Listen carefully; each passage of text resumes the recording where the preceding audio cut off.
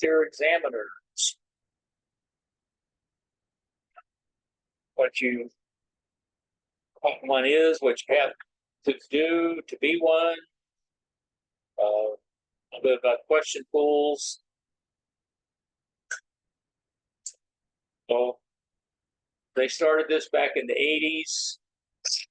Before that, the FCC did the licensing exams, and apparently you had to go to an FCC office to actually take an exam, which might not even be close. As a 13-year-old, I took the train from West Haven, Connecticut, down to New York City and walked over to the FCC office to take my general class exam. You passed. Yes, a long time ago. And you had to do code, didn't you? 13 words per minute.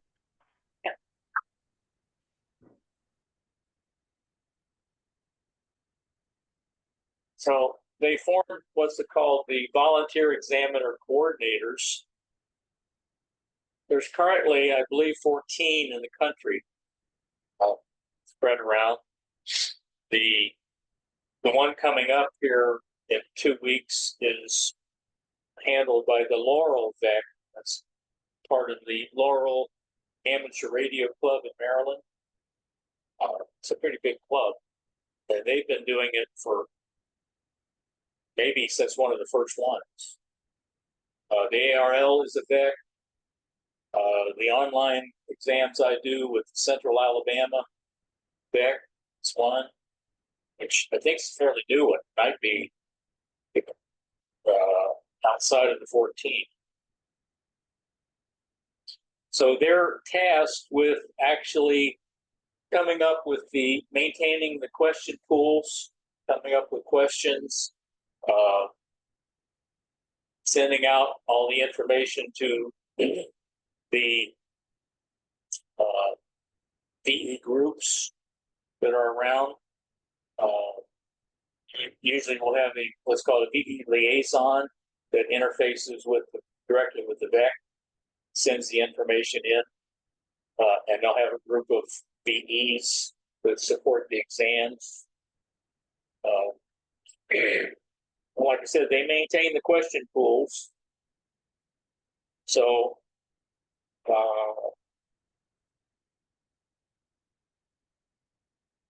yes, try to remember if just I think actually anybody that's licensed, or at least an expert, can submit a question to the VEC, be put in the question, which may be how some of these weird questions get in.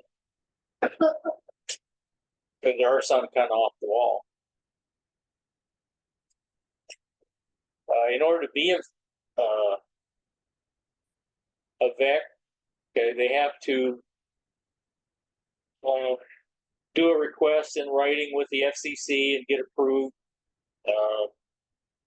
They'll have to swear they're going to follow the rules and procedures and operate in a particular region. Usually they're in specific geographical areas. Like Laurel sort of does the southeast. ARL, I guess, is pretty much all over. There's a lot more of them, it seems like, out west. A lot of bigger clubs out there that operate in the western areas.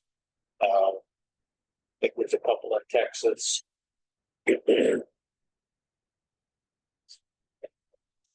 So what is a volunteer examiner coordinator?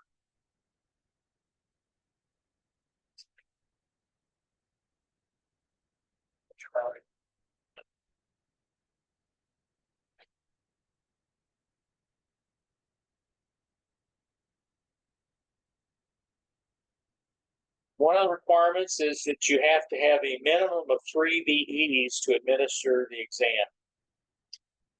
That's because they don't trust people, the examiner or the examinee. So 3 people grade the exam and they have to agree. That way, if one of them's getting paid off, we're not paying off all three. But if you did, I guess It's just really expensive. well, it depends. But if you get caught, the VE is no longer a VE, but they lose their amateur radio license. Yeah. And of course, you're not allowed to give exams to relatives. I'm not sure why. What friends? Huh? Why friends? Yeah, you can do friends, or you can do business associates, but you can't do relatives.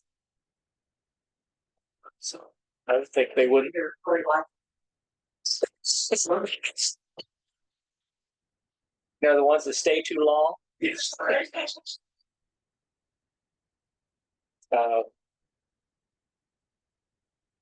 And as part of applying as a VE to the VEC, okay, you have to actually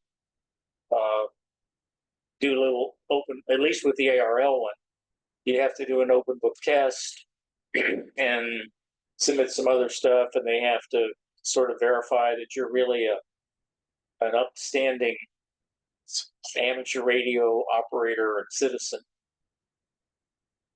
I don't know how much of a background check they do.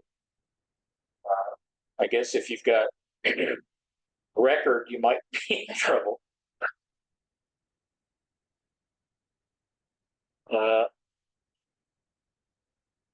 Like I said, the VECs are responsible for the question pools. Part of the thing is there has to be a separate question pool for each element. So we currently have element 2, 3, and 4. There's no longer an element 1, which was novice. So 2 is technician, 3 is general, and 4 is extra.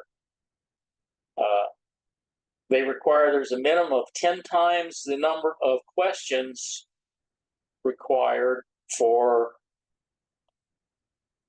the number of groups that there are, and there's a question for each group on the exam. So in the case of extra, there's 50 questions because there's 50 groups. There's 10 sub-elements divided into multiple groups, and there'd be one question from each group. So the question pool has to be, this, in the case of the extra, more than 500 questions. It's currently a little over 600. So they kind of meet that. It has to be published, and they usually come out around January. And it becomes effective on the 1st of July. Every 4 years, they change it. So and you will see that there's some, when they come out with the initial one in January, there may be 2 or 3 upgrades to it where they add questions or delete questions or change the wording of a question.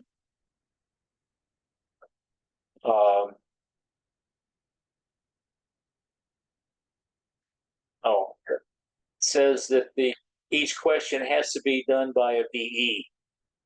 So if you're doing a question for the extra exam, then you have to be an extra VE, which most VEs are, because you can only be a general or an extra. If you're a general, you can only administer technician exams.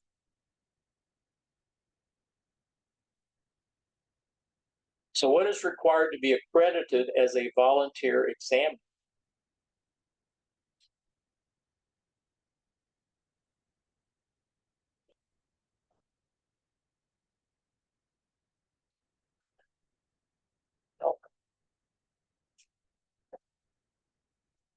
Who is tasked by Part 97 with maintaining the pools of questions for all U.S. amateur license examinations?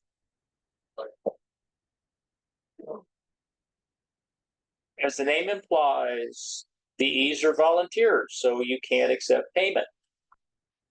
Just like an instructor, you can't accept payment. there's some reimbursement possibilities, like on the ARL one, since they charge $15, you can deduct part of that $15 for expenses, for like mailing the applications in for stamps, things like that. Most VE groups don't do it, but you're allowed up to $7 out of the 15 for ARL. It's not an issue with Laurel because they don't charge at all. How about free? Yeah. That's part small. For which types of out-of-pocket expenses do the Part 97 rules state that VEs and VECs may be reimbursed? Alpha. Alpha. So you can use those special conditions service, get apples. Let's I Technically, I guess. So before the test, usually the liaison VE will specify the rules, and it sort of depends on the group. In the case of the Laurel and with Gary, he will give you some very strict rules, tell you where you got to sit, because for some reason, like ARL has 12 sets of exams. Laurel only seems to put out 4. So he only has 4 different booklets. So that's one reason he makes sure you're not sitting next to somebody that has the same test. Because we trust you.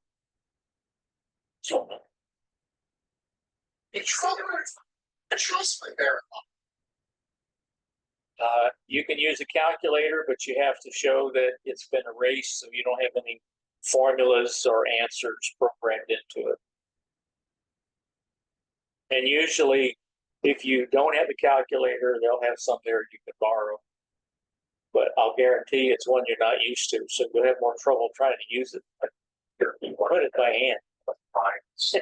No, they're usually scientific. What they took.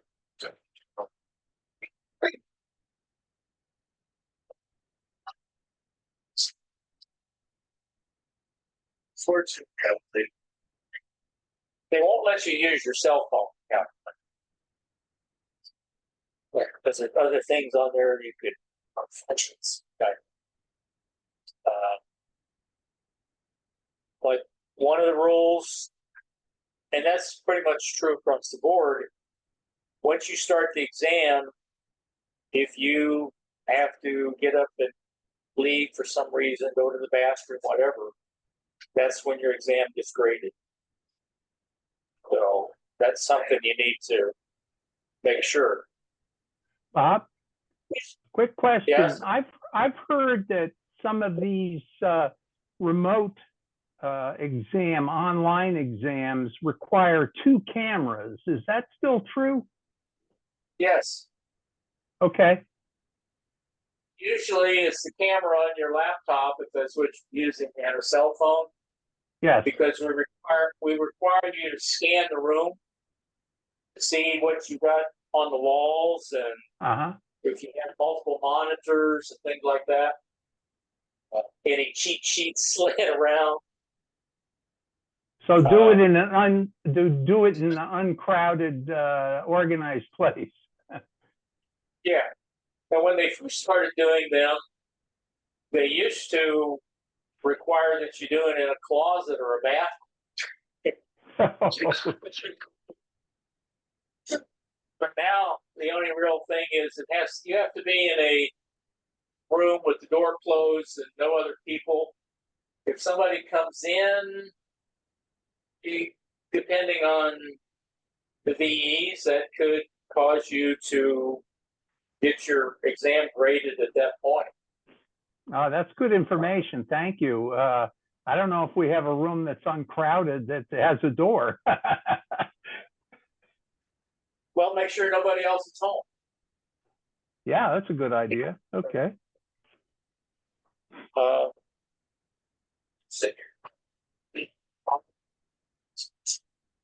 Usually these aren't issues, but you know, if somebody is not complying with the rules, then they can terminate the exam for that person.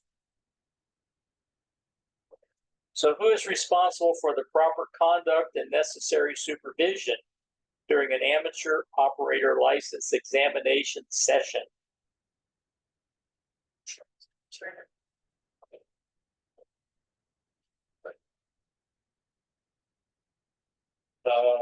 So a VE can't administer an exam to a relative, either by blood or marriage. Okay. I think they pretty much covered them all, except for, you know, second and third cousins. And what if somebody you don't know their relationship? Or that you don't want people to know their relationship. For which of the following examinees may a VE not administer an examination?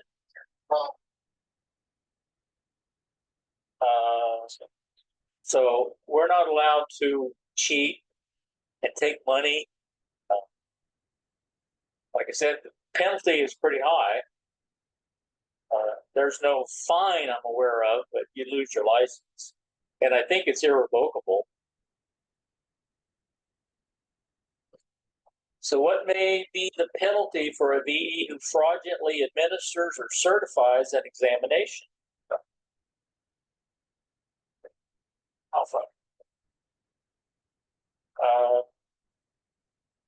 So even though sometimes we look like we're sleeping up there, we're actually watching. Seeing if you're, but because the person next to you won't have the same exam, it won't matter. And you can't have your cell phone out in plain sight. Of course, actually, we don't check to see if you have Bluetooth hearing aids. Cell.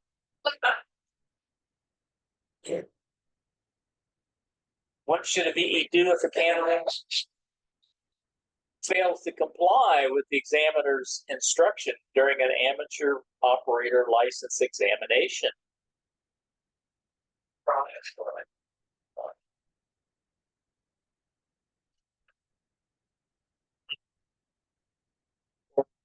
Technician or element 2, you have to get 26 questions correct, which is 74%. It's 74% for all of them. It's 26 for the general. It's 37 for the extra. So you can miss 13 questions at pass. If you miss 14 or 15, maybe 16, generally we would let you take, if you want, to try a second time. It'll be a test. So you might do better, you might do worse. In the case of Laurel, it doesn't cost you. That was ARL, you could take it again, but it's another $15. So it's for sure, like $45. How much chance? Come on. Or just, well, that's too easy. And we had a case where a guy had his 2 sons, very young. He was making them take it, and they didn't pass. And he paid for a second and a third go round. And they were getting worse each time. Well, you know, the pressure.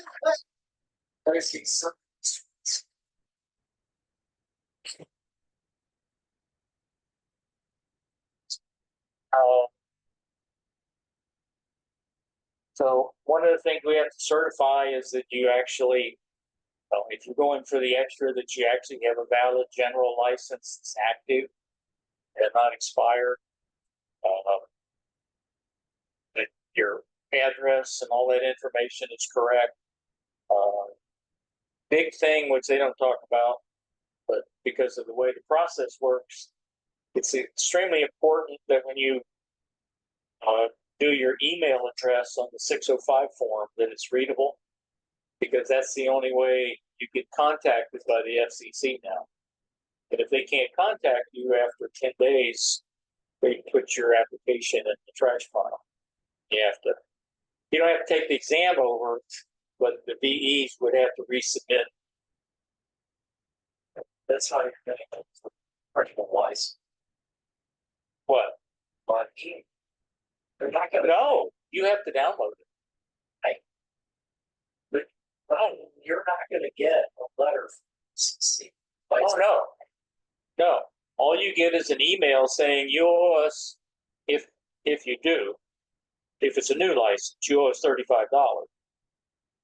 And then, there'll usually be a link showing you how to download an official copy of your license. Yeah, awesome. They said, oh, whatever. Okay. Yeah, it's PDF. What's your license? Huh? What's the first license? I don't think so. Now, there are places for a fee that will give you send you a nice printed certificate of your license.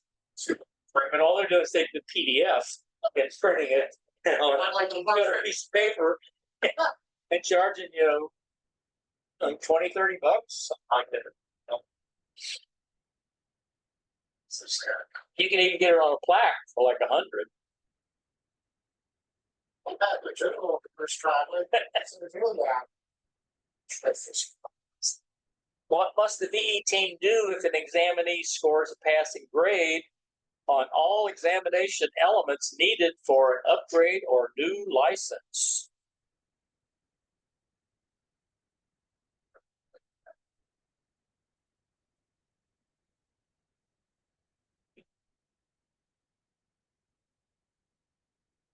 Must the administering VE do after the administration of a successful examination for an amateur operator license?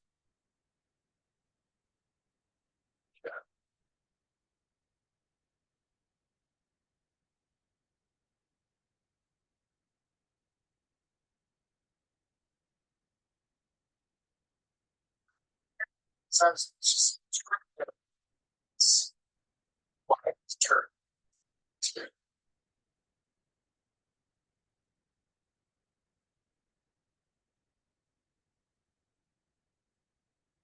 Further back?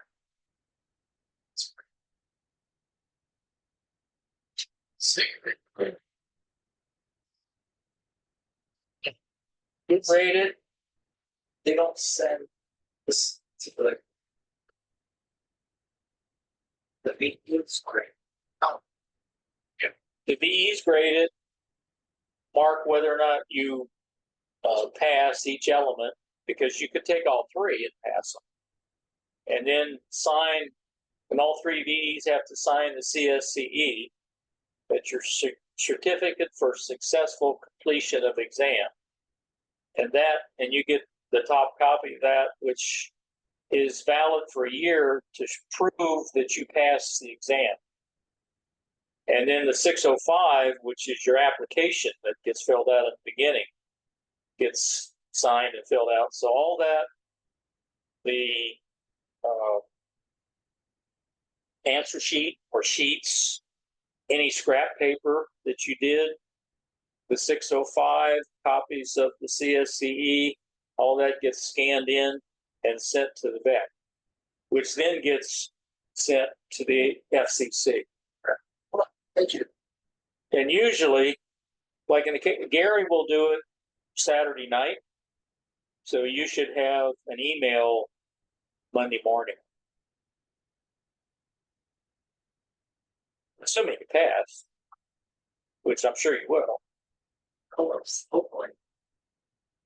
For some reason.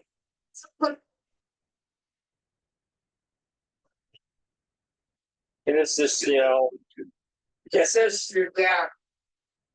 we correct each test sheet. All we do is mark the ones you miss and count them. And of course, they want to know how many you got right. and we only mark the ones you missed. So either have to go count the others or do subtraction, and I don't like to subtract. That's why I usually try to be the third VE. So somebody else.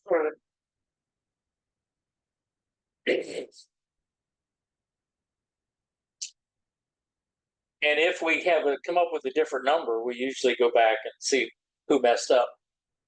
It hadn't been me so far.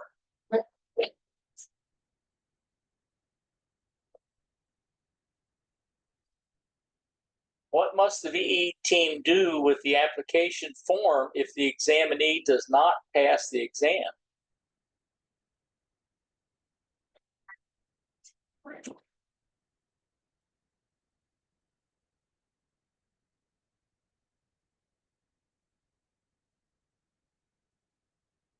I'm sure that we always do that, because if somebody, a lot of times we'll have people that pass, say, the technician, and if they get a good score, we usually ask them if they want to do the general.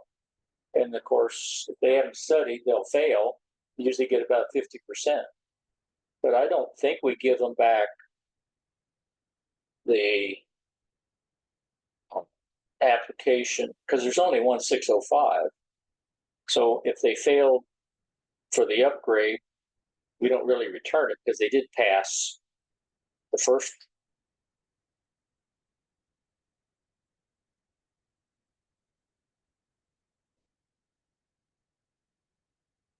All right.